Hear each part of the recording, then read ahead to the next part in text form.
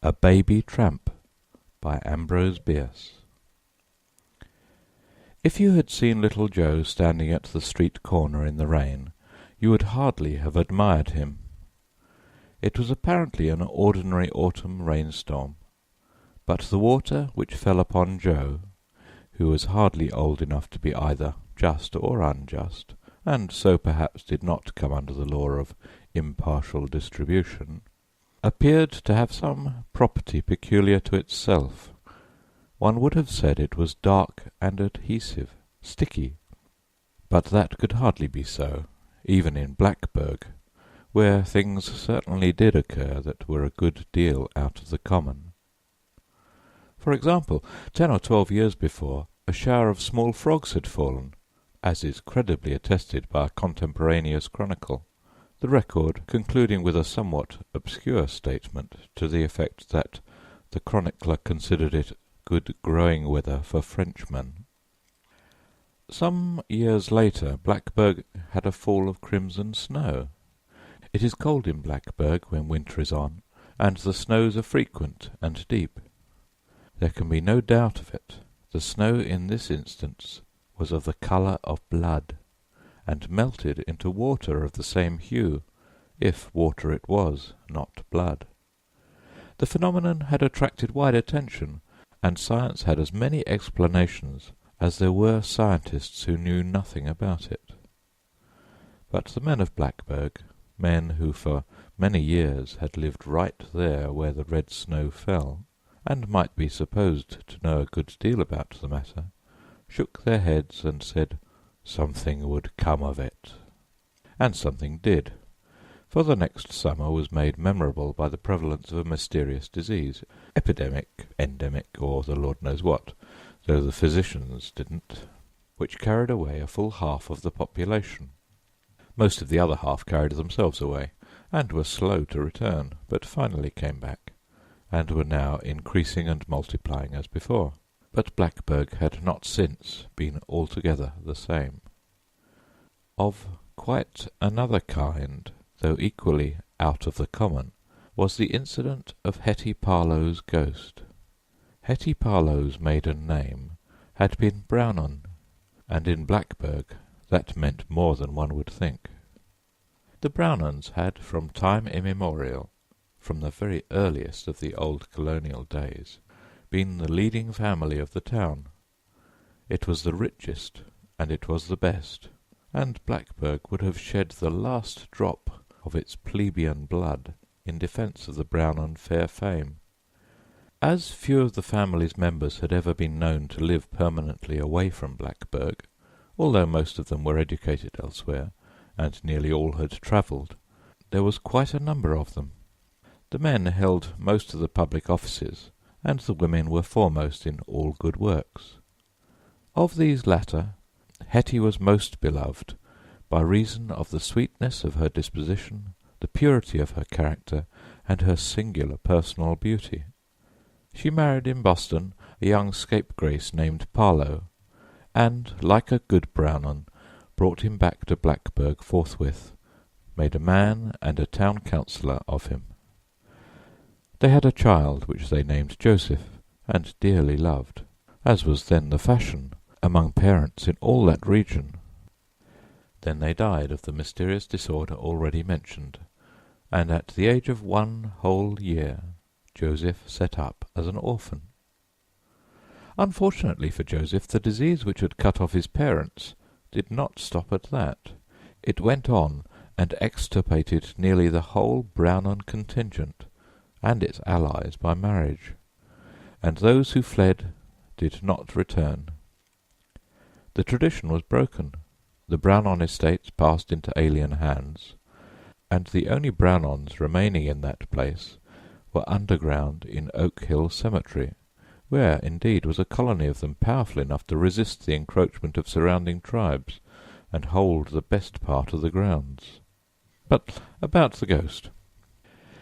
One night, about 3 years after the death of Hetty Parlow, a number of the young people of Blackburg were passing Oak Hill Cemetery in a wagon. If you have been there, you will remember that the road to Greenton runs alongside it on the south. They had been attending a May Day festival at Greenton, and that serves to fix the date. Altogether there may have been a dozen, and a jolly party they were, considering the legacy of gloom left by the town's recent sombre experiences. As they passed the cemetery, the man driving suddenly reined in his team with an exclamation of surprise. It was sufficiently surprising, no doubt, for just ahead, and almost at the roadside, though inside the cemetery, stood the ghost of Hetty Parlow. There could be no doubt of it, for she had been personally known to every youth and maiden in the party. That established the thing's identity. Its character as ghost was signified by all the customary signs: the shroud, the long undone hair, the far-away look, everything. This disquieting apparition was stretching out its arms towards the west, as if in supplication for the evening star, which certainly was an alluring object, though obviously out of reach. As they all sat silent, so the story goes, every member of that party of merrymakers (they had merry-made on coffee and lemonade only) distinctly heard that ghost call the name "Joey! Joey!" A moment later nothing was there. Of course, one does not have to believe all that. Now at that moment, as was afterwards ascertained, Joey was wandering about in the sagebrush on the opposite side of the continent, near Winnemucca, in the state of Nevada. He had been taken to that town by some good persons distantly related to his dead father, and by them adopted and tenderly cared for. But on that evening the poor child had strayed from home and was lost in the desert. His after-history is involved in obscurity, and has gaps which conjecture alone can fill. It is known that he was found by a family of Paiute Indians, who kept the little wretch with them for a time, and then actually sold him for money to a woman on one of the east-bound trains, at a station a long way from Winnemucca. The woman professed to have made all manner of inquiries, but all in vain. So, being childless and a widow, she adopted him herself. At this point of his career Joe seemed to be getting a long way from the condition of orphanage. The interposition of a multitude of parents between himself and that woeful state promised him a long immunity from its disadvantages. Mrs. Darnell, his newest mother, lived in Cleveland, Ohio, but her adopted son did not long remain with her.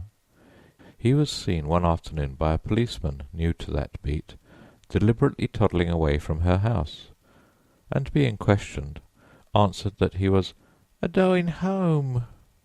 He must have travelled by rail somehow, for 3 days later he was in the town of Whiteville, which, as you know, is a long way from Blackburg.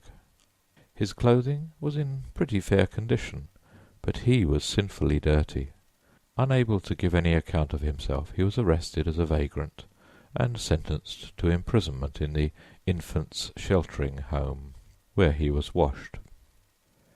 Joe ran away from the Infants' Sheltering Home at Whiteville, just took to the woods one day, and the home knew him no more for ever.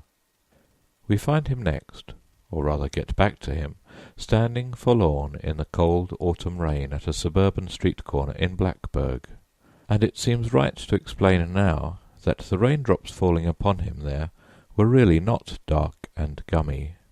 They only failed to make his face and hands less so. Joe was indeed fearfully and wonderfully besmirched, as by the hand of an artist. And the forlorn little tramp had no shoes. His feet were bare, red, and swollen, and when he walked he limped with both legs. As to clothing, you would hardly have had the skill to name any single garment that he wore, or say by what magic he kept it upon him. That he was cold all over and all through did not admit of a doubt. He knew it himself. Anyone would have been cold there that evening. But for that reason no one else was there. How Joe came to be there himself, he could not, for the flickering little life of him, have told, even if gifted with a vocabulary exceeding 100 words. From the way he stared about him, one could have seen that he had not the faintest notion of where, nor why, he was. Yet he was not altogether a fool in his day and generation.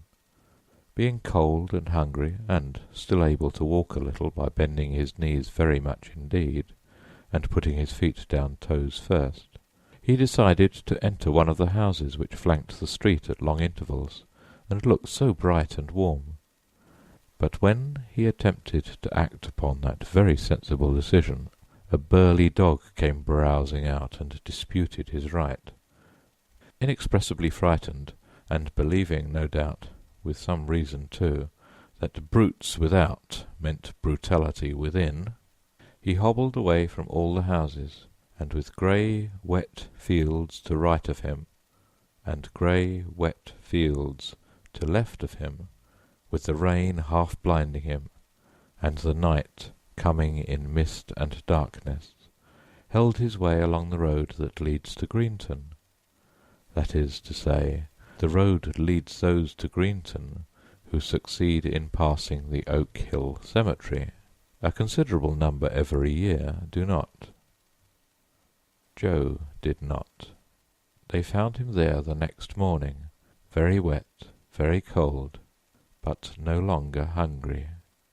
He had apparently entered the cemetery gate, hoping perhaps that it led to a house where there was no dog, and gone blundering about in the darkness, falling over many a grave, no doubt, until he had tired of it all and given up.